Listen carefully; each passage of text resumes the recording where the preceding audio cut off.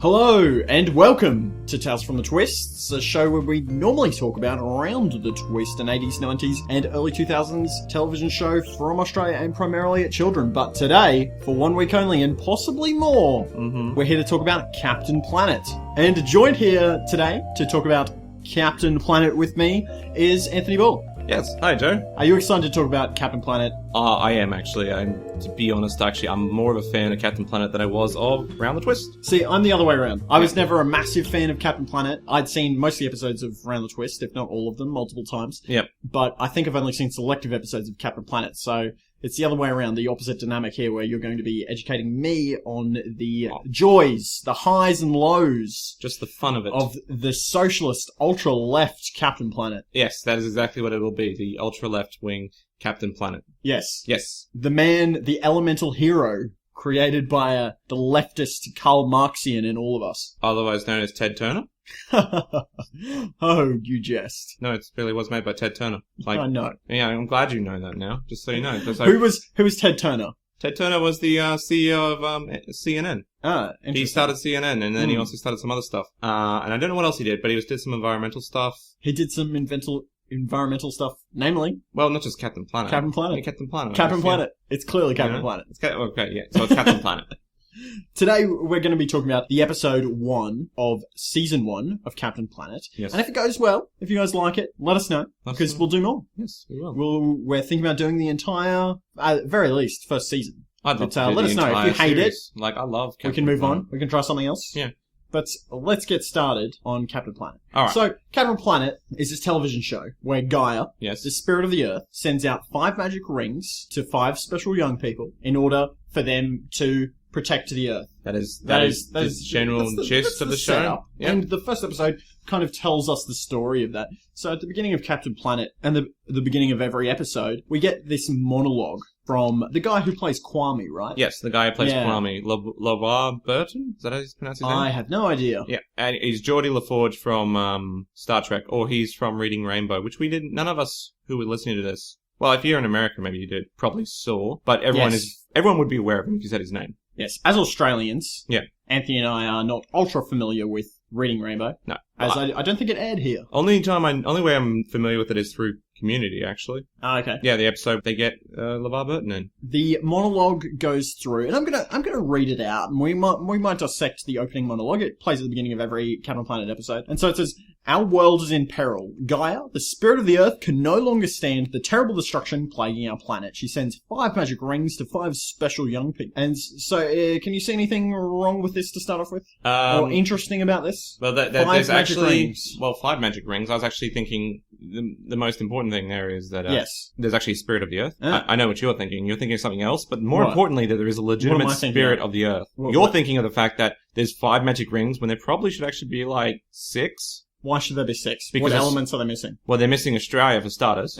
Alright, that's the most important thing. Everybody who watched the show as an Australian growing up, you know what we all thought? Geez, I really wish they had someone from Australia. It would have been an Aboriginal guy, probably. Yeah. I don't know, exactly give him a traditional name or something, meaning probably the Earth. I don't know what the Aboriginal word for Earth is. You were jesting before that his name would have been probably Didgeridoo. But that's because the Asian girl's name is Gi, which is Japanese for dress. What does Linka mean in Russian? I have no idea. But I know that gi means dress, or it means like an article of clothing, because when I did judo, we used to have our gi, which is our judo outfit. Excellent. So I knew that. Yeah, there's a spirit of the Earth. So I don't understand what is she? Is she a deity? Or is she just a super powerful being? Like, what is she? What is the spirit of the Earth? Gaia. Gaia traditionally, the spirit of the Earth is like a god thing. It's about, like, Gaia, though, is supposed to be like a non-corporeal being, right? Which sort of exists as all of nature combined, right? Like, as a general presence. Yeah. It's like the Force or something would be... Mother Nature. Mother Nature isn't just a single person. We get that that's what they're trying to do. They're trying to personify Mother Nature, as Gaia. But what are her powers? And she seems actually very limited. I think these are when you think about it, because she says, later in the episode, we find out she can't leave her location. Yeah, well, we'll explore Gaia as we're introduced to her, probably throughout the series, if we continue to do it. Because I think we'll learn a lot more about her job as Spirit of the Earth. But continuing with the monologue, we have Kwame from Africa with the power of Earth. And each time we get introduced to one of these special young people, we get an idea of their abilities. And so Kwame is shooting up an Earth pillar. Yes. Like a pillar of Earth. Pillar of Earth, yep. He's from Africa like because... A round, I don't know, spherical column of Earth. That's the cradle of life. Man comes from the dust of the Earth. And Kwame lives in the desert part of Africa. Yes. How much of Africa is actually desert? I don't know. A lot? Maybe? I don't know. I'm not a geologist. What country? Or geographer or whatever. What country do you think Kwame comes from? What? Within Africa. Is he from North Africa? Is he from the West? Kenya. For some reason, Kenya. I don't know. I don't know if it's desert, but for some reason it just strikes me as Kenya. He's kind of his skin tone. Yeah. Is dark. So, but it's not the ultra dark of like the Nigerians. Yeah, or like it's not the olivey of the North Africans. He's not that tall either. No. Right. So maybe he's from the south. Maybe more Congolese. Maybe he's more of a Congolesian person.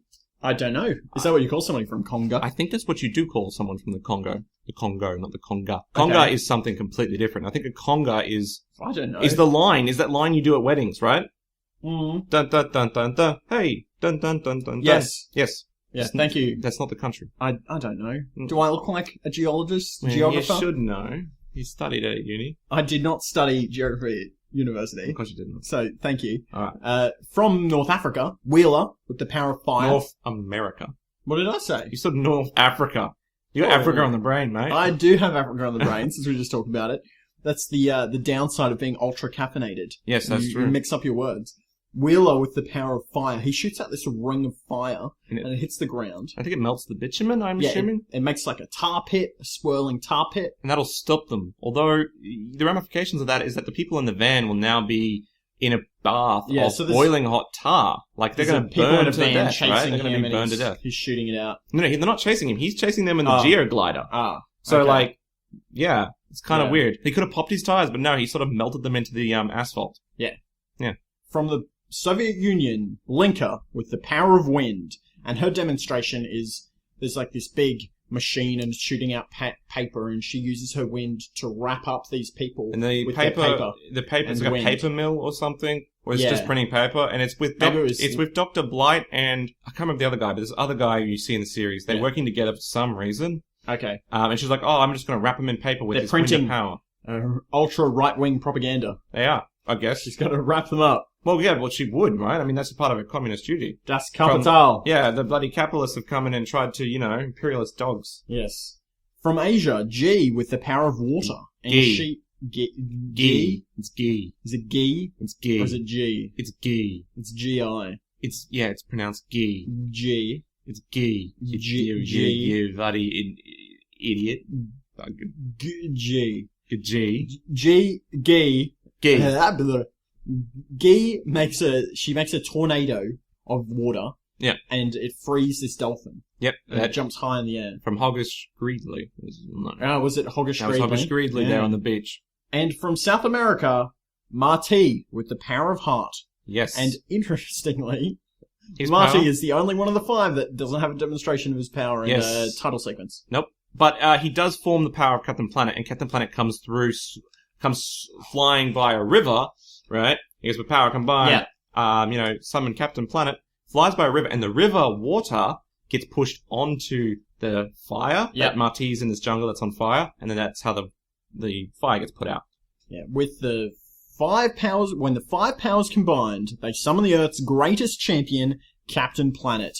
Go Planet. Go Planet. Yep. The power is yours. No, the power isn't definitely ours, apparently. The power is yours. This is something I think we'll talk a little bit about. Yes. Throughout this episode, the power is yours, and the idea of that and how that works into the leftist propaganda that is Captain Planet. I can see you just aching to dig into it, Joseph. I am aching with anticipation. A couple of quick things about the title sequence. I noted here that the music is great. Yes. Captain Planet, it's got some great music. It does. It's got some amazing music. Have you actually heard some great guitars. Have you heard the Power Rangers theme song? Yes. It's an amazing theme song. Yeah, pretty good. It's a pretty good guitar riff. Yeah. It's with that whole vibe, that kind of action-y vibe. Yeah. And before we start talking about the episode itself, yeah, what do you think is the demographic of Captain Planet, who were they aiming this at? Young people. Well, when you mean young people, who specifically? Because young people is quite a broad audience. The lessons they teach, actually, the plots are not very simplistic, but they're somewhat simpler. But they get to it's so hard because there's episodes later on where it gets really deep, and the message just hits home. So I've got to say it's got to hit maybe demographics around about 6 to about 12 or something. Okay. But when you think about it, right, because then later on in the series, maybe they get older, it takes a little time for it to come out, and the demographic still stays with Captain Planet. Okay. When they get a bit older, it's weird. It's just they said young people. Okay. Right? Yeah, it's young people. Oh, maybe, you know what, I'm going to say 8 till about 14. Children watch up, right? This is something that we know. The kids generally watch shows with characters that are listed or appear as older. Yeah. Okay? So, with a show like, have you ever seen H2O, Just Add Water?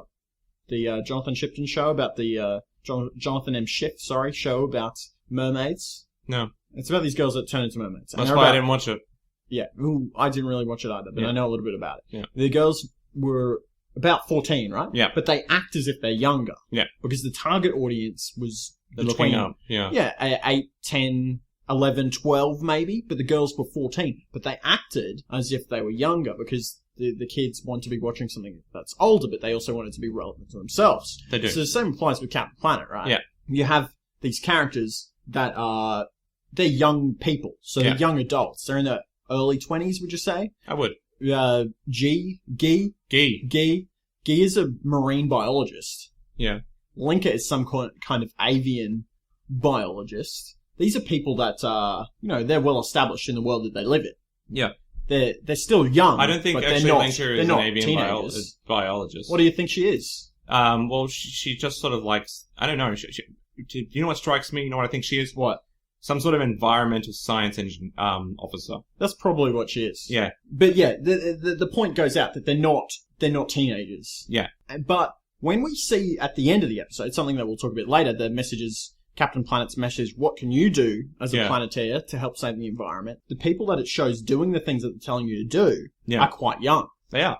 They're between, the ages that you described, probably younger than 12, between about 8 and 10, I would say. And the other thing I wanted to say was, it's action environmental. Yeah. The show, right? Is it aimed primarily at boys or girls? I don't know. Or equal? Somewhat equal. Like, you could say that it's aimed at boys, but it's not really. Like, there's no... Yeah, sure, like, Kwame is the leader, and I guess they have more boys to girl ratio or something. But there's no real... I couldn't see this not being also for girls as well. Like, it's interesting because it's action, right? So the boys are going to be interested by default. Yeah. Because, these people that have magic powers and they shoot out different elements. But also, that environmental message. Yeah. Traditionally, that's more interesting to the females, the young females, right? Like we have, I don't know, Linda. Yeah. Is a prime example from Round the Twist. Yeah. She's more interested in that environmental message. I think as well, like, I don't know, I can't remember this, I don't know if the stats, I could be absolutely wrong, I could be putting my foot in it, but I'm pretty sure stuff like marine biology and stuff, like, although some more of those attracted to girls. Yeah, I think they do, environmental engineers as well, at some levels, like they're part of the STEM fields that women definitely gravitate towards. Yeah. I guess they have a bit of both. It's weird, because maybe these people went out and just tried to make a show that was decent for a certain age group without really thinking much about gender, as opposed to like someone else just trying to sell the toys. Captain Planet's made to sell a message to a broad demographic, which is just young people in general. Yeah. So maybe this might be one of those few occasions. Remember, you know how like a lot of people talking about we want more quality in Hollywood and all that stuff, right? Maybe this is actually an early example of, hey, actually they did this, kind of. Like, this is a kind of equality here, where it's getting a little bit better. Like, it's not aimed at women, it's not aimed at men, it's kind of aimed at both. And it sort of works. Like, it worked, and that works for a TV show. For a movie, not really, because, protagonists, you kind of have to relate to one of them. Yeah. You can all relate to one of the characters. It is possible to appeal to multiple demographics. And I think what's interesting here is that I think it works pretty well for both. I'm not a female, so I wouldn't be able to tell you if females enjoyed it when they were kids. I'm sure a lot of them did. I reckon they did. I don't know, though, but if you're a female and you're listening and you did enjoy it... Yeah, write in and tell us. Yeah, tell us about that. And how that made you feel. Yeah. I guess, did you like seeing it? Because I know Power Rangers is definitely a boys thing. Yeah. Even though they had girls in it, it was very much a boys thing, right? No matter how hard they tried to push the Pink Ranger and stuff. There was a pink and a yellow one. Pink and a yellow one, yep. Both girls. Actually, very interesting. Yeah. Just quickly, Power Rangers, there's 5 of them, right? Yes. There's 5 Planeteers. There is. Do the colours might even mix up? Link up? I'm trying to think. Not really. Red? Red? No, that doesn't work. They don't. There's a red one. The red Power Ranger works. Okay, Yeah. so that's Wheeler, but red was the leader. Is there right? a green Power Ranger? Alright, green is. That's Kwame. Yep, but there's a pink. Is there a blue Power Ranger? There's a blue one. Is it a boy or a girl? It's a boy. Oh. It's actually, here's what happened actually, I think. Because Guy is... So there was also I think there's a blue Power Ranger, and it was a black Power Ranger originally. Yeah. And the guy who played it, I think, was black. Okay. And the girl who originally played the yellow Power Ranger was yellow. And people were like, what? So, those good actors who were talented lost their jobs, actually. And they got rid of the black guy. Like, I think they got a black guy, actually. Another one. And they put him in a blue Power Ranger. So I'm thinking, that's what coming to me now. I see the blue Power Ranger. I think he's black. Yes. Then you've got, the yellow Ranger, it's just another girl. And the pink Ranger's a girl. Okay. So it doesn't really match up totally, but it's sort of, it's the primary colors, right? But pink is just out there. Pink is the obvious one that's like, hang on, this is not a primary color. Red, green, yellow, blue. Those are all, I would all call those primary, even though like, they don't all sort of work in the color wheel. Those are all the 4 primary colors, and the black one made sense. Yeah. As well, Yeah. But no, we can't have black, pink, because pink for girls. It's like, wow, you put a lot of thought into that, didn't you? Like, yeah, sure, why not? And there was a white Power Ranger too at one stage, and he was the coolest. There's many Power Rangers. Oh, so many of them. We may discuss Power Rangers at some point in time if there's enough interest. Maybe. So let us know about that as well. Yeah. Becoming a recurring thing. The episode 1 of Power Rangers is called A Hero of Earth. Yes. And it starts off with a cute rabbit, and it's moseying along in the middle of a forest, and then we cut to a giant mech, a big mech machine, a four-legged mech machine, crushing the forest. There's a big man inside, and he's describing their mech as a land blaster, and he wants to drill for oil. With this new machine that they've made, he can drill for oil. And the sidekick, who we later come to know as Rigger, he says, yeah, boss, even in a nature reserve. Yeah. Because no one knows that we're here, we'll become so rich that we'll be in pig heaven forever. So these people, they've decided that there's a lot of oil in this forest and they need to extract it to make lots of money. Yes. Who are they going to sell the oil to? Probably they're going to sell it to, I don't know, it's not hard actually. Some sort of oil refinery. Yeah. Yeah, like an oil refinery. They buy oil. Expensive resource. Yeah, it is expensive resource. And so it's like his initial motivation makes a lot of sense, like a bad guy villain. But his execution is just dumb. He's got this massive mech machine. Like it is literally NASA would make rockets smaller than this thing. Okay? This is a very large machine. Yeah, this is a huge machine. It's got hydraulic arms. Yes. Right? It's got how much oil would you actually need to lubricate those arms, and also how much oil would you need to power the damn thing?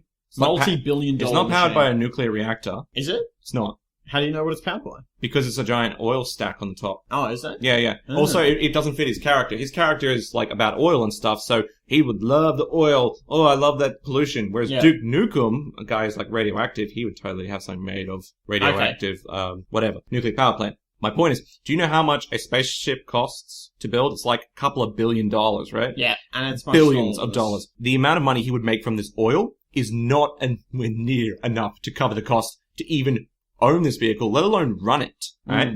So he's gonna what did he take out a loan to do that? I don't know. Who approved this loan? Where did he get this money from in the first place? He couldn't have had his own fortune. Like, he's not that rich, as far as I know. Alright, so he would have to get creditors from somewhere. I'm sure they're gonna come knocking when he's like, oh, I'll give you this oil. And it's like, well, actually, this oil isn't worth as much as you think it is. The mech drills into the ocean floor, which is adjacent to the forest. Yep. And it cracks the roof of a futuristic dwelling. Yes. Okay? Now we see inside the dwelling, and who lives here, but none other than the Earth Spirit herself, Gaia, lives in this technologically advanced complex in the bottom of the ocean. The water drips from the crack onto her head, and she wakes up. The water starts to gush in, and she goes, oh, can't a woman take a nap? And it's voiced by Whoopi Goldberg. Is this correct? Yes, I believe it is. Very interesting. Like, I'm pretty confident it's Whoopi Goldberg. Poor silly humans, destroying my planet again. And it turns out that Gaia has been asleep for about 100 years. Yes.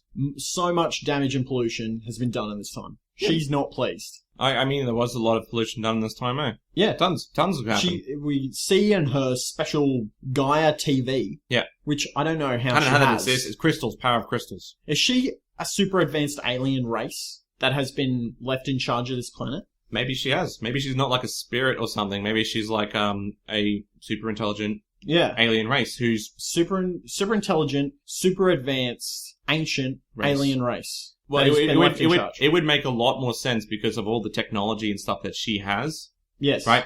She wakes up and all this modern day equipment is there. It's like, had she been asleep for 100 years? What, did the delivery guy just put it in, install it while she's sleeping? It's Industrial Revolution was a lot more revolutionary than we were led to believe. Yeah, apparently, maybe she's a being of Atlantis or something. Maybe that's a good She theory. could be that, yeah. Desolation is everywhere, and she says time has come to use the 5 special rings. I'm going to give them to 5 special young people who have quickly located across the globe, and one by one, we're introduced to them in their native environments. Yeah. So the first one we see is Kwame, and he's growing crops in the desert. Mm-hmm. It must be there's no water here, evidently. Yeah. So we'll see if we can. I don't know. I still don't really know where he is. Yeah. In the globe, but he's growing crops, and he's using his staff to kind of make divots in the ground to put the crops in. This, saplings or whatever. And he stabs his staff in the ground and pulls out a ring. Yeah. On the end of his staff. Guy is swimming with a dolphin in the ocean, and she's training it. Yeah. They're friends. They're hanging out. Yeah. It looks like a wild dolphin as well. It doesn't look like a dolphin that's in captivity. She's not working for SeaWorld. There's no blackfish going on here. Yeah. This is legit. This is legit stuff. It's totally fine. It's above board. Yep. And the dolphin gives her a ring. That's a little weird, but alright. I don't really marry dolphins, but that's okay. Yeah. That's alright. Wheeler, we see he comes from Brooklyn. He's the only character that we get a very specific location for. Yep. He breaks up a robbery. There's a guy trying to steal something from this other guy, and he breaks it up. He's like, hey, don't steal from that guy. It shows his character. For most of the other stuff, he's kind of obnoxious and annoying, but it's like, I guess this is the reason it came to him, because he stood up for truth, justice, and the American way. Yeah, each of the characters here have been chosen for different reasons. Yeah. So Kwame's been chosen because he cares about the environment, right? But he also cares about him. He cares about his people, because chances are he's planting these crops for his tribe. He's some sort of leader. Yeah, he seems like a leader. He seems like a natural leader. Yeah. This isn't a guy who's like, I am the leader. He takes leadership roles. This is, okay, let's talk about race in thing, right? They talk about, you need more strong black characters. Yeah. This guy is actually legitimately a strong black character, right? He legitimately is a leader. He doesn't have to say he's the leader. He's the leader when he speaks, right? He has the authority of a leader. Strong as in the character has to be, oh, yeah, look at me, I'm strong. You're saying strong as in it's well written. People can gravitate. That's strong, but also that one that people can gravitate towards. Because I think when people say we need a strong whatever minority character, do you really?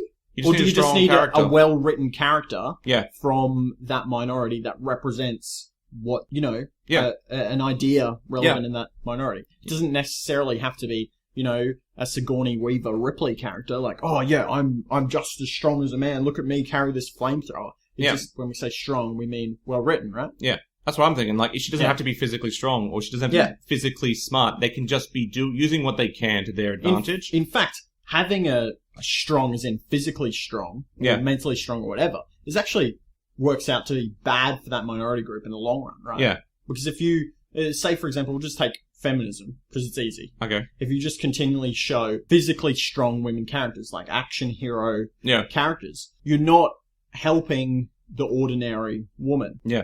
By that representation. She might look to that though and say that, I could... Because you're just basically just portraying a man as a woman. Well, not really. You could see the ideal that she's trying to set up, this woman is strong and tough and is able to take it herself. She's able to be equal, whatever. And that can be aspirational to some people. Yeah. In the same way that, seeing a young, successful person can be aspirational to young people. Yeah, but what I'm trying to say is, wouldn't it be better to have a well-written character of displaying other qualities other than ones that are traditionally known for a different category of person? I feel like maybe, I don't think she needs to be super strong. She could be both, but she could also still have dealing with her own perceptions of herself. And also, when you have a strong character, often one of the big things people will do is often not give them any weaknesses. Yeah. They'll make them we can't make them weak because it's not good. It's but that doesn't give them any depth. Yeah, exactly. A strong character needs to have some weaknesses. See, this is what I'm saying. Yeah. And diversity in characterization also needs diversity. Yeah. Does that make sense? Yeah. So what I'm saying is, if you want to have diversity in your characters, that's fine.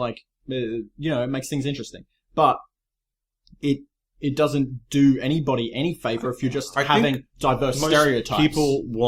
You want diversity within those diversities, right? I think most people want, if they're talking about a strong black character, at the very least, they want someone who does a little more than a black guy, like from, was it not a teen movie or something? It's like, I'm that Tolkien black guy who comes along and says, whoa, shit, and that's whack. Yeah. They want a little bit more than that, which I think is fair. But to be fair, I want what I'm saying. More well-written characters. Yeah, this is exactly what I'm saying. Diversity in diversity. Yeah. So you want different types of characters, sure, but you don't want the same different types of characters. Yeah. You can have, the smart Asian guy, whatever, but also have maybe the dumb Asian guy. I don't see why not. Yeah. Like Harold and Kumar. Yeah. Yeah. Yeah, exactly. That's a good example. Yeah. As somebody who enjoys watching television. Yeah. And enjoys watching movies and stuff. Yeah. This is going to sound really bad. Yeah. But I honestly couldn't care about diversity and representation. All I care about is interesting characters. Yeah. And having different types of characters leads to more interesting interactions. Yeah. But you don't get that when you just have the token black guy or the token Asian woman or the token gay guy, whatever. You want that character to be an interesting character despite their physical makeup. Yeah, and early 90s had this problem where, like, if you wrote for a specific group, that means they must tackle these issues. Yes. So it's like, if you write a black character, she must have to deal with racism. Yeah. Like, that must be her core conflict. And it's like, why must that be her core conflict? That's not interesting. Right? That isn't interesting. Yeah. That could be a passing conflict, don't get me wrong, in the story. But her core conflict should be something more well-developed than just, there's so many racists, but I'm going to prove those racists wrong. It's like, well, prove them wrong while doing your task. We want to see interesting that would be more interesting. Not conduits for issues. Yes. I think that's the best conclusion. Back to Wheeler. He breaks up a robbery and this trash can that's on fire, like a hobo trash fire. Yeah. It shoots out his ring. And he gets his fire ring. So he gets it? Oh, that's what we were saying as well. Yeah. Yeah. Kwame, he's the nature caring for his people person. Yeah. That's his qualification. He's a leader. He's an environmentalist to the core. The second person was Guy. Yep. She's similar to Marti. She's got this link with animals and the ocean. Yeah. She cares about preserving these animals. From like She's also smart as well. Yeah, an animal biology style point She's an academic. Academic, yeah, she's an academic. But Wheeler, also a practical academic. Wheeler is the street smart. Street smart, but got good heart and cares about people. He's also the muscle. Yeah, he definitely is the muscle. Like, well, he's the muscle, I guess. Well, there's two forms of muscle. So you have Kwame, which is the gentle but powerful. He could do things. The gentle but powerful, like that's displayed by his abilities, right? Yeah. He's firm. This is his people. Something's going to happen. He can, smash the ground, and make things crushed by the pillars of earth. Yeah. Whereas Wheeler is more the bull in the unstable. He's the bull in the china shop. Yeah. Sometimes you just need the loose cannon. Which is why he's red as well, which is why I got red hair. Well, yeah, fire. Yeah, fiery and also, bull. Charging. All of these. Red has always been associated with. Yeah. And then you got unpredictability. Linker, right? Linker. And she's playing music on this portable keyboardy thing for these birds. And these birds are singing to her, and one of them brings her a ring, very much like Cinderella? Is that the right Disney film? I don't think that's how Cinderella happens, but... Snow White? No, which one are you talking? Like, brings her a ring or just brings her stuff? Stuff. Okay, that's in Cinderella, bring her stuff. They bring her stuff, and like Cinderella and stuff. And I guess that's what Linker's just being a environmentalist, like it's part of her job, kind of, or it seems to be part of her interest. Yes. She doesn't take it from it doesn't see it come off as an academic sort of thing, it comes off more of a general interest style activity. Yeah. And the last one, Marti. Well, we learn more about these characters as the season will go along, and we learn a little bit about them from the Wikipedia, but for Marti's introduction, we saw a cheetah attacking a monkey that's been caught in some vines, and Marti swings on a vine and scares the cheetah away and saves the monkey, which gives him the ring. And that's his monkey. That becomes his monkey, yeah. Yep, becomes his monkey. His animal companion. And he is obviously a part of... what do you call it when you're not a part of, like, society? Like, as a globe... I don't know, an outcast? No, it's not an outcast. It's like undiscovered tribes. Oh, He's a part of an undiscovered tribe or an isolated tribe that has no interest with the rest of the world. I learnt from the Wikipedia page that he was brought up by a shaman. Yeah. Which is interesting in itself. Yeah. And his power, I guess, is in that, he's already got this connection with nature, magic or nature, or he's got this connection already. Yeah, so that's his power. Yeah, these people are my first Planeteers, says Gaia, the world's greatest hope, and teleports them all to Hope Island. And they're all quite confused. Now, first Planeteers, that suggests that there'll be more Planeteers. Yes. Now, this is part of the leftist propaganda, right? It's not, these are the Planeteers, but also They're just the first Planeteers. Yes. You can be the next lot of generation of Planeteers. You at home. Of course. You viewers. You young people can be the young people. Can be the next The Planeteers. voice of change. Yeah, well, they became the voice of change. Kind of did. So, good on you, Ted. Wheeler is a loudmouth. We see the first part of that as he's what are we doing here? Well, that's a good question to ask when you get zapped from, like, your neighborhood to a place with 5 people you never met. Yeah. It's a good question to ask. Hey, what am I doing? Actually, where am I, Yeah. How did I get here? Is a good question. Gaia has summoned everyone to save the Earth, and what Wheeler hits on Linka's accent when she speaks up. He goes, "Oh, that's a pretty hot accent. Is it Russian?" I don't think I've ever heard Russian being described as a hot accent before.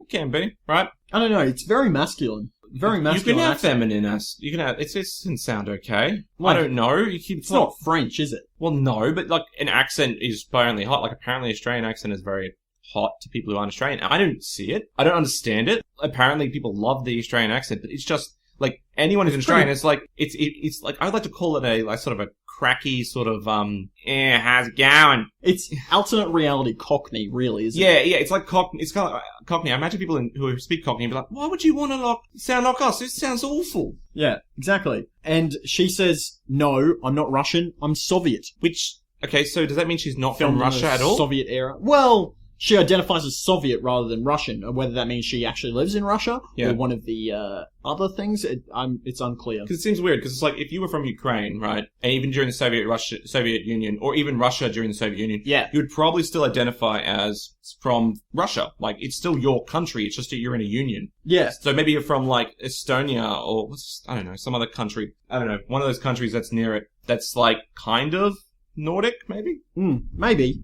Gaia says, through your power rings, you can control one element to an extent. So, straight away, we get our classic Nell from Round the Twist. We get her restraints. Yes. Like, exposition restraints. So, you can activate, you can control these elements, but there are restrictions. So, Linka is the first one to test her abilities. And she makes a small tornado, which picks her up and dumps her on her bottom. Yeah. And she swears at us in Russian, I think. Yeah. I don't know what she says. My God, I think. Yeah. Kwame makes a small earthquake, and he says, "I think that I will be able to plant many trees and stop many bulldozers." That's exactly how it sounds, actually. Yeah, kind of. Are you being sarcastic? No, it's kind of close. I mean...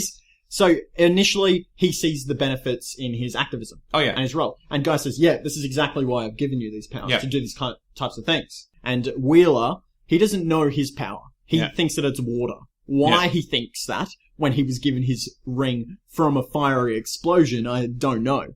I don't know. Because he's Wheeler. He starts a fire on the floor because look at Wheeler! He's the loose cannon. He doesn't know how to use his abilities. He said fire by accident, so we know this is rules. Yes. This is a universe where it's like, if you have magic wishes and you say, I wish for this, it will automatically happen. Yeah. Not like, genie, grant me this wish. There's 2 different types of genie universe? I don't know. Cannons, whatever? Whenever they say the name of their power is when they use it. Yes. And Guy puts out the fire by pulling water from the pond and putting it out. So we see her restrain on her power as well. She can control water, but only where there's a body of water. And you can see as well, like, how they don't really know what they're doing with their powers at the start. Obviously, he sets fire, but then, like, Guy puts the water comes in and just washes everybody, gets them all wet. So it's like, they didn't have the restraint on their power. They're like learning their powers. And then you got Marty. Yes. And Marty's monkey is quite upset by being covered in water, and so he calms it. And he says, I can hear thoughts and I can feel your feelings. And they can hear his mind in their minds. Yeah. He's got the power of persuasion and communication. See, we always thought that everybody grew up thought heart was the worst power. Like, if you ever, when you were a young kid, if you ever played games or something, and you ever played Captain Planet, because I don't know why, if you got heart, that was the suckiest thing ever. Nobody wanted heart. You couldn't do anything with heart. Only later in life do we realize how much better heart is. Like, the power of persuasion is far more powerful than having limited range of fire, water, or wind or earth. You can move mountains with persuasion. You can only move like a small hill with earth. There's a lot of avenues for his ability to work in. Yeah. Not only can he control the animals, but he can, communicate with the rest of his team if they're far away, which is quite powerful in itself. He can also, as you were saying, convince people to do things. Yeah. It's quite powerful, but it seems boring. Yeah, it seems like his power would work better. Like, I think like his power depends on the person who you're trying to persuade. So obviously it won't work on bad guys. But I don't ever think he uses his power later on other people. I don't ever think he does that to like try to persuade them, you know? Yeah. But even though he probably should, you know, like if there's ever a chance of like, oh, I need to change, I don't know which decision I should make.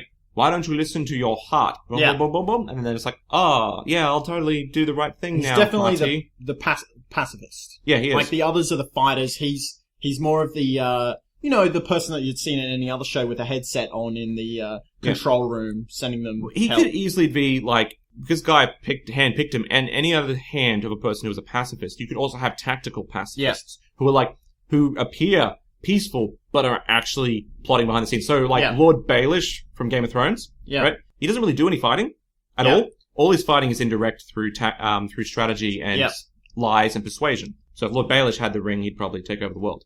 And Guy says, with you, they will always hear you, and without a heart to guide them, the other powers are useless. Yes. I do also want to bring up here how they all speak English, or at least the same language. So I find that very interesting. Yeah.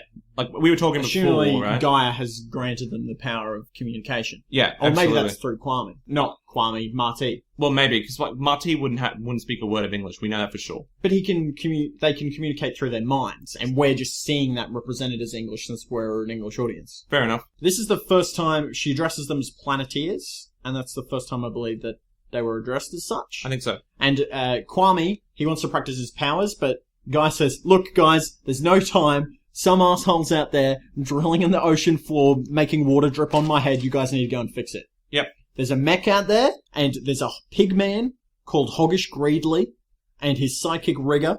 And you need to solve the problem. You need to solve it, because I'm Gaia and I'm useless. And then Gaia said, and then if you ask, oh, why can't you come with me? And Gaia's like, I can't leave Hope Island. And it's like, well, what are you? I know, really, what are you? Like, are you a god or are you not a god? Because if you're a god, I wonder, like, why can't you leave your island? See, this is all this part confuses me. This is the leftist propaganda here in action. Okay. It's not. Okay. Alright. Let's see. Alright. It's the empowerment. This show's about empowering young people. Yeah. In order to go and stop the problem for themselves instead of relying on an outside source. Yeah. So Gaia is granting them the power of empowerment. Yeah. Self-empowerment. Yeah. So that you, as a viewer at home, can, work on solving these problems. Yeah. Not waiting for Gaia or a government or whatever to fix the problem for you. You do what you can to solve the environment. That's the core of Captain Planet. Yeah, and that's a great message. You can apply that to many things. It's applicable to anything. Like, it's like, if you want to affect change, you need to go out there and affect change through your actions, alright, to other people. It's very libertarian. Yeah, that's what I was saying before, and you're like, oh, no, it's very, individualist. It is very individualist. Taking the onus of the problem onto yourself. Yeah. As an individual. Yeah, because like, even Wheeler says, we didn't break it, we didn't, ruin the planet, why do we have to solve it? This is later on in the episode. And it's like, we're doing it because we want to help. It's actually, now that I think about it, it's not an incredibly left message. It's not a little bit more libertarian. It's an incredibly eco-libertarian message. It's all about empowerment of yourself. I've never heard, like, Captain Planet doesn't go, the power is in your local member of parliament. Yeah. Or the power is in your petition. It's not the power is on you as a collective people. It's you as an individual. But remember that your powers combined is a lot stronger. Yeah. And your powers combined, united, makes you a stronger force. This is, we'll come back to this a little bit later, but there's a duality here. There's the power of Captain Planet, which is your powers combined. Yeah. But they say, with our powers combined, he's Captain Planet. Yes. But Captain Planet, who's their powers combined, says, the power is yours. Yes. There's these two messages here, and how they work together. It's weird, and like you could easily co-opt it for your own political means. Yeah. Yes. Rigger realizes that the oil leak that they've created from the dredging, this is the sidekick of Hoggish Greedley. Yeah. Will kill all the animals on the coast, but Greedley doesn't care. Yeah. The Planeteers have this magical plane. It's this glider thing that Gaia has given them with their advanced race magical powers. I assume it's made with, it flies with solar panels. Like, who knows? I think it's solar powered. I don't know for sure. Is nuclear green? No. Here's the thing, nuclear energy can be. The thing is with nuclear energy, nobody's done any research on it. nobody's done that much research on it, like, now. Since, like, the Chernobyl disaster and a whole bunch of other things, people were just like, no, we're not building any new nuclear power plants. And so the most nuclear power plants these days are still built from the 70s, 60s and 70s, right? Really? Even the Japanese ones? Well, I think Fukushima might have some ones, but there's no new technology, right? Because, like, there's not been a lot of research into nuclear. Because everyone's scared. Everyone's scared of it blowing up. But then there's other types of nuclear energy you can use. I can't remember what it was, like, thorium or something. Oh, really? Which is actually, like, it's going to have, like, no radioactive waste as a byproduct. That's very interesting. Yeah, so it's like nuclear energy may be bad at some levels, but it's like research into it, it'd actually be far more beneficial. But so, people are scared of nukes. They're like, we don't want any nuclear energy because of the nuclear meltdown. And it's like, well, if we're stuck here at this point and we could reach this point, we're never going to achieve that if we don't research it. Fear is the greatest detractor of progress. Yes. Fear, it is. Fear is the greatest detractor of progress. It's pretty succinct. Yeah. So we're assuming this plane is some sort of futuristic nuclear power or advanced solar technology, because solar technology as it exists now, or when it existed when it existed then, was not very good. Not powerful enough to power a plane. I mean, 10, 15 years maybe. Wheeler wants to fly, but he doesn't have his driver's license. Which doesn't make any sense, because they're flying a plane. They're flying a plane, yep. So Guy is driving. They all have uniforms now. Yep, they do. And we find out that Wheeler is indeed from Brooklyn. Yep. As anyone, if you've ever met anybody from New York, you'll know that they just want to. They'll tell you. They'll tell you that, hey, I'm from Brooklyn. We're back in Brooklyn. That's where I live, which is in Brooklyn. We wouldn't do this because in Brooklyn, you wouldn't do it. Kwame's a little bit worried that they're not going to be able to communicate with Guy if something goes wrong. And Marty says, I can do it right now. And makes a big holographic version of her face appear around the plane. Yep. And she tells them that she needs to stay at Hope Island, as we discussed before. And Wheeler says, why? Yeah, good question. Why? Wheeler accidentally causes fire on the ground, and they say, oh, look, you're going to have to stop saying fire all the time. Yeah. Because you're shooting fire. Either that or take off your ring. Yeah, I agree. Take off your ring if you can't, reliably not say fire or something. But that's, there's no safety switches on these things. Yeah. It's like giving them handguns and then who have never fired a handgun, no safety switch, and then just expecting them to not shoot themselves by accident, right? Come on, Gaia, that's negligent. Gaia tells them to put their powers together in an emergency. Yeah. And Wheeler says, what does that do? Yeah, that's a good question. I love these questions. She doesn't tell them. See, Wheeler comes off as kind of a douche. But he's the voice of the people. Well, he's also he's asking some really good questions. I would want to know, what does it do? Oh, just you wait and see, is what she pretty much says, right? Yeah. And you're just like, okay, you never explained to me how to put our powers together. Because in the show, they sort of just point their rings at each other. Yeah. The problem with that is it's like, imagine if Marty, instead of saying, Lincoln, instead of saying wind, because she's Russian, she might have said vind or something, which is a different word. And then all of a sudden, there's no Captain Planet, and then you have water hitting Kwame. Kwame knocks some earth straight into Marty. Marty hits Wheeler with heart, which doesn't do anything, of course. And then fire hits Linka, and she gets on fire.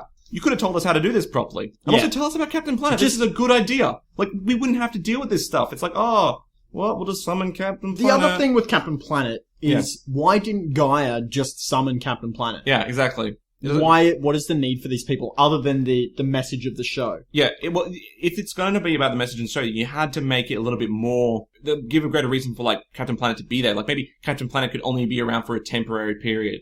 Like, he cannot exist in his form because he's unstable or something. Yeah. Like, maybe there's a later episode, I don't think there is, where it's like they capture Captain Planet and he can't turn back into himself, and he starts to deteriorate and stuff, and it's hurting the Earth. That's why.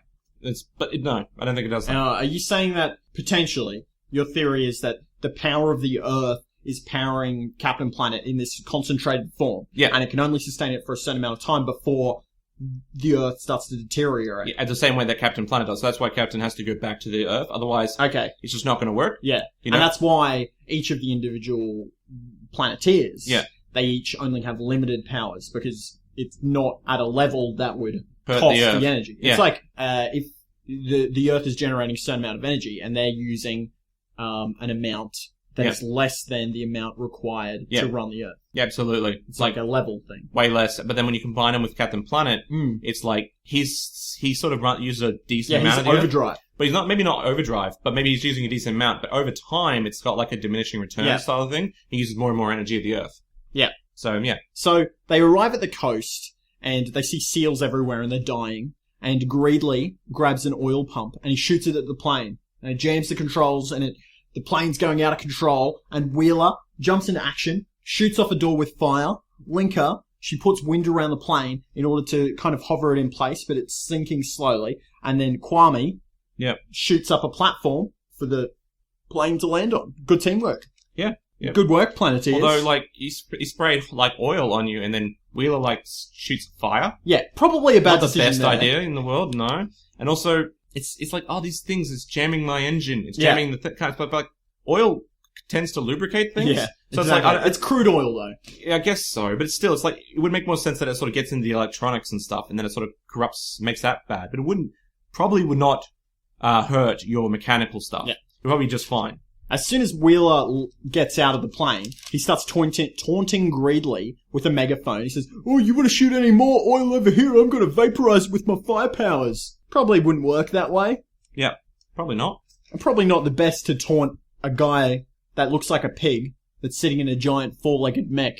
Yep. You don't know what he's capable of. Yeah, he's clearly evil. Or he's clearly got, like, he's got no problems, like, drilling for oil in nature reserve. Killing thousands of seals. He's killing tons of them, walruses and stuff. He'll probably kill you too. Greedley, he threatens to kill the seals with the oil if they come any closer. It's a pretty good move. Yep. Alright, I'm not going to attack you guys, but you clearly care about the environment, so I'm going to kill all these about the environment, though. Like, how many animals did Kwame kill when he raised that land up from the sea?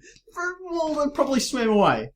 Yeah, they came up really fast. I think a lot of them would have just been, like, displaced and killed. We didn't see any die. Because you didn't see the death doesn't mean it doesn't happen. Alright? If we have that notion to the environment will be destroyed.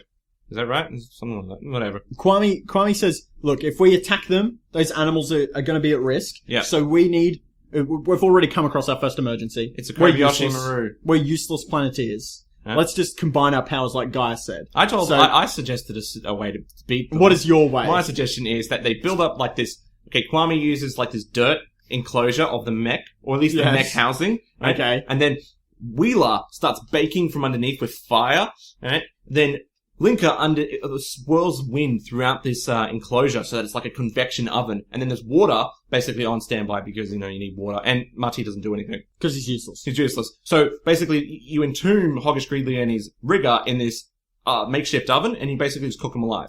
And once they're dead... See, I think...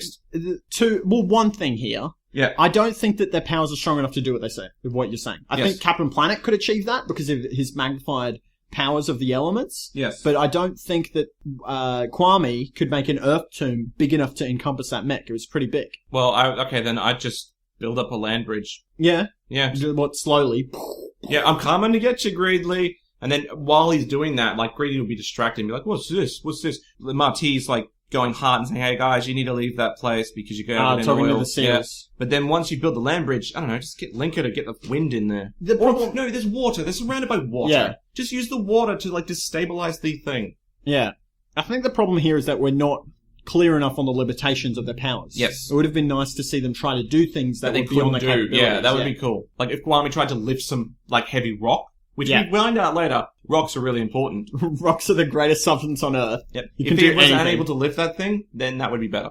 By your powers combined, I'm Captain Planet. Yeah, that's what I do. Go Planet. He comes. He's here. He's here. He's here to save the day. That's what he does. He's got his mullet. He's ready to go. He's got his awesome mullet. Rigger and Greedley, they piss their pants. And they try to leave with the mech.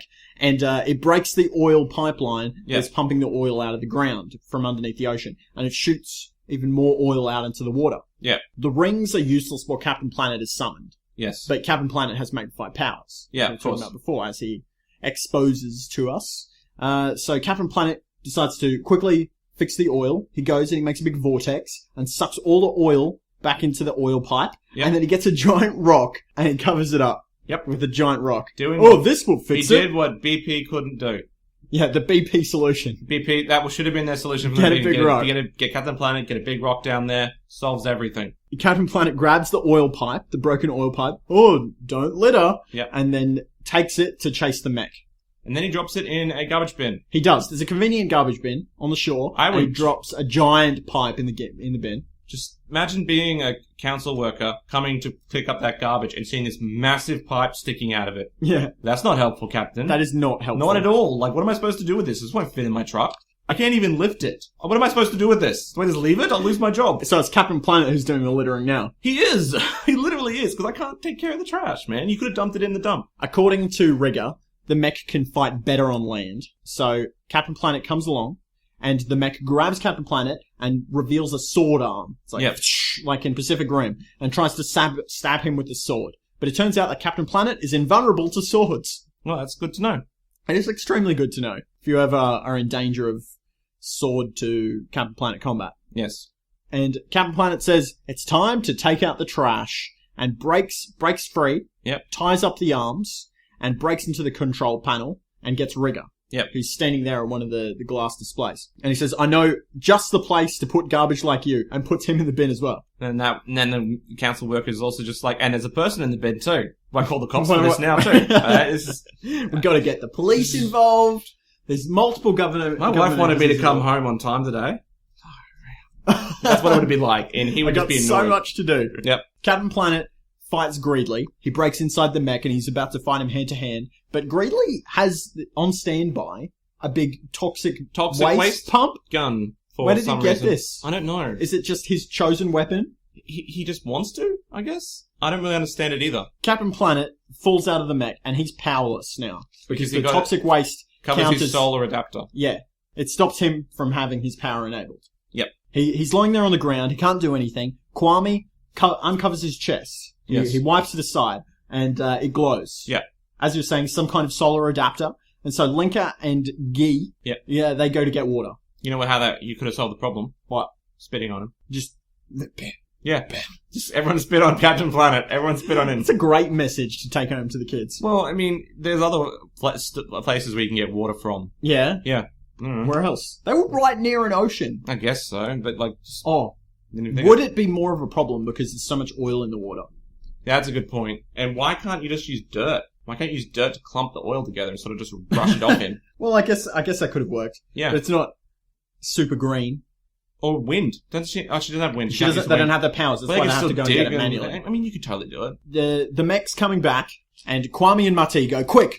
We need to protect Captain Planet. How are we going to do that? Let's get this giant boulder that's bigger than Kwame and push it over next to Captain Planet. Yep. And so the mech is stomping on Captain Planet, but they quickly put the rock in the way, and the rock stops the mech from crushing Captain Planet. Yeah. And the rock starts to crumble. Linka and Guy, they come running over, and they throw water. Yeah. Carried in a jacket. So the jacket's waterproof. They throw a jacket full of water all over Captain Planet, which activates his solar panel, and he escapes the foot. Yep. And then he flies up and punches the joints of the mech's legs, and then crushes the mech. Yes, that's exactly right. And I've written here, funky music. The music must have been especially good here.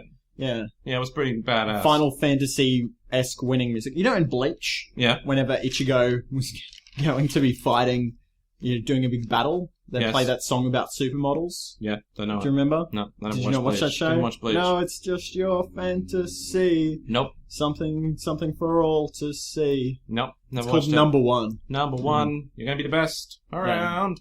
No one's ever going to hold you down. No one's ever going to keep you down. That's right. Yeah. Captain Planet breaks inside the mech and looks around for Greedley, but he's gone. Yeah. He's escaped into the sewer. And Captain Planet says, yeah, don't worry guys. We'll see him again. This is a reoccurring show. Wink. This is not just a pilot. We're probably going to see these villains reoccur. Yeah, what would happen if you send him to jail? You need to get new villains. Yeah. And these ones have been fleshed out so well. He's got such good character development. Such good motivation. Yeah. He says, the power is yours, and returns inside the rings. It's now cleanup time. Yep. And Wheeler is heating up water to scrub a seal, clean of oil. But is it a walrus? The walrus got tusks. Who knows? It's some sort of sea-living mammal. It's clearly a walrus. Who knows? I'm not a marine biologist. Neither am I. But it's like... It's a thing with a tail, and it looks a bit like a dog. And it kind of looks like a walrus. Kind of looks like all the characteristics that you'd find in a walrus would be there. It's a seal. The other characters are using their powers much more efficiently. Wheeler's heating water and scrubbing them. What do you want him to do? Set fire to the thing? G is shooting water out of the ocean. Yeah. And washing them clean. Yeah. Pretty good. Linka. Yeah. Is summoning air to brush it off. She's air drying them. Makes sense. You think that she would have worked together with Wheeler? He would make a small flame, and then she would create hot air to then quickly brush the oil off the seals. I don't think you'd want to do that. Oil's flammable. Or maybe he could work with Guy to make hot water. Yeah, they could have done that. Now that would have made more sense. The seals more efficiently. Yeah. Marty is just shooting heart rings at the animals, which cleans them. And that's Kwame, ridiculous. Kwame, did you see what Kwame did? There's a little bit of oil on the ground, and he goes, Earth, and the oil disappeared. I think he just absorbed it into the Earth. Which is probably not the greatest thing to be doing, but I guess oil comes from the ground. Yeah, it comes from the Earth, so I guess it's going back there. So yeah, I guess it's a good idea. Wheeler complains about cleaning up all the animals. We're not getting paid for this. He is right. And Linka says, because we care. He says, my why sweet do we have to do imperialist dog. Because, why do we have to do this? We didn't break it. It's got a fair point, but then, some rewards are greater than money. Well, Linda's got a point. I mean, if you really care about something And Wheeler says, I guess, and the seal licks his face, and they all laugh as we fade out in typical 80s sitcom fashion. Oh, yeah. Now, we get the end of the episode, in which we get a message from Captain Planet. Yeah. About how you, as a Planeteer, can better save the environment. A couple of interesting things here. You can join us. You can fight oil spills and air pollution by encouraging your family not to waste fuels. Mm-hmm. We're going to do a little tally, hopefully a continuous tally. Yes. Little tally on, basically, there's a lot of these suggestions or ideas that it can help the environment or that we're suggesting in Planeteers. And you have a realization when you're watching this old show that a lot of them or some of them have actually taken the initiatives they put forward. Have totally happened. Like, they totally have happened, or they sort of happened. So, like, with this one, so we're going to count the ones that do, and see how many, of these, by the end of this, while we're finished all this, how many of these, environmental action plans have been put forward. Yeah. So you got what?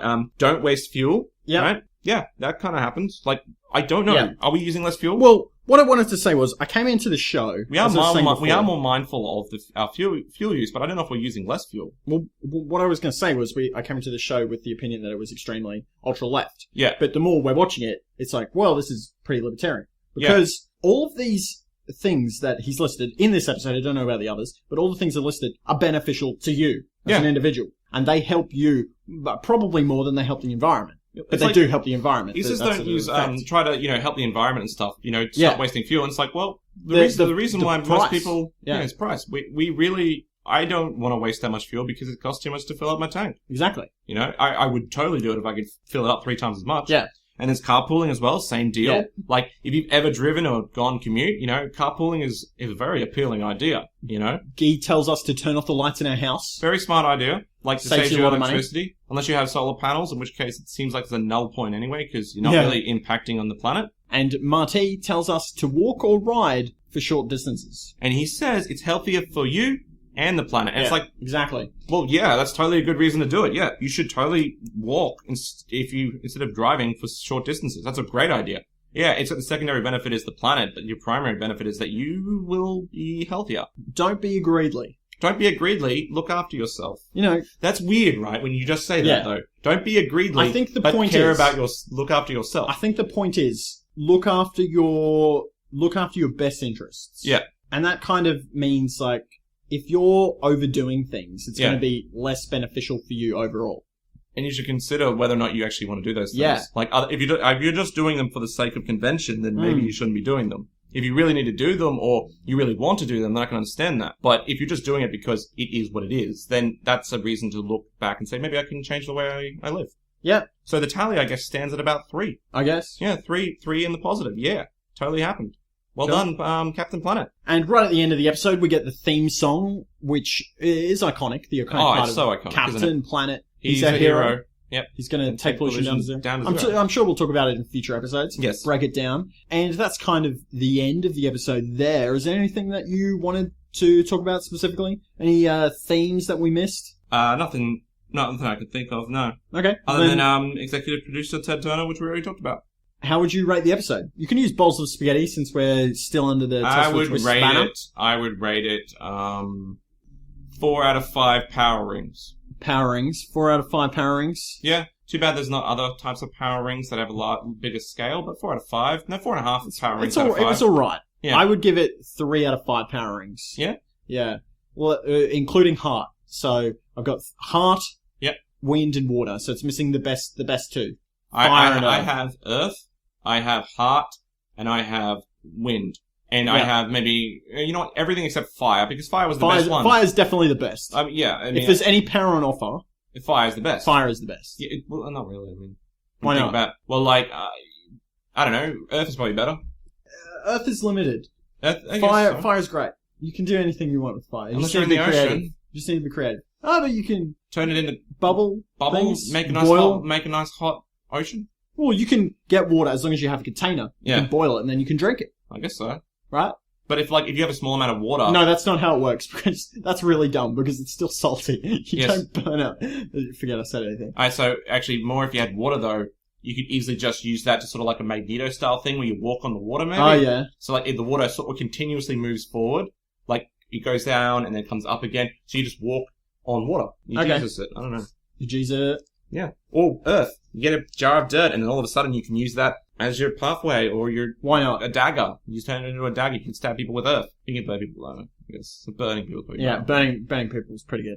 Yeah, I guess so. Well, we love burning. Yeah.